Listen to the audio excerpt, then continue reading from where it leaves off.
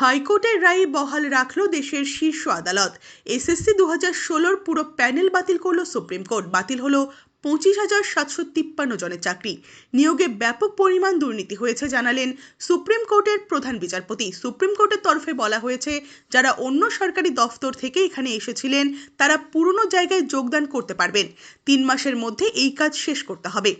বিশেষভাবে শারীরিক সক্ষম এক মহিলার চাকরি বহাল রাখল সুপ্রিম কোর্ট।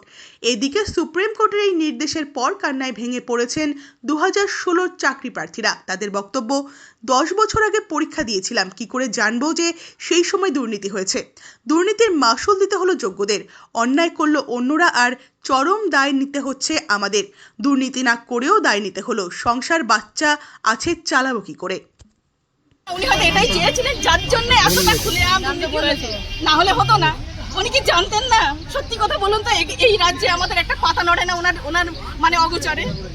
উনি জানতেন না যে এইসব জিনিসগুলো হচ্ছে? শিক্ষামন্ত্রীর বাড়িতে টাকা পাওয়া যাচ্ছে, লজ্জার বিষয়। কতটা লজ্জার বিষয় এটা?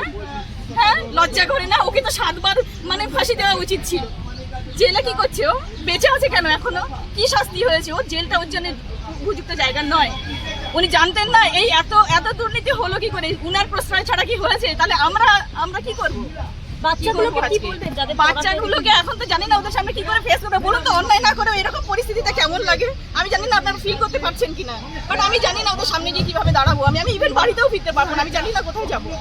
মানে সেই জায়গাটা নেই। বললাম তো, অনেক তো সংগ্রাম করবো, মানে জীবনের অর্ধেকটা মানে দিয়ে দিয়েছি আমি, মানে জীবনটা নিংড়ে যাকে বলে। আমি কোন প্রত্যন্ত জায়গা থেকে মাধ্যমিক পরীক্ষা দিয়েছি, 5 কিলোমিটার দৌড়ে পরীক্ষা দিয়ে, এক হাতে ব্যাগ আর এক হাতে ছাতার এক হাতে জুতো নিয়ে 5 কিলোমিটার দৌড়ে পরীক্ষা দিতে গিয়েছি। সেই সময় থেকে মাধ্যমিকে একটা টিউশন পাইনি, সেই সময় 1st ডিভিশন পেয়েছি।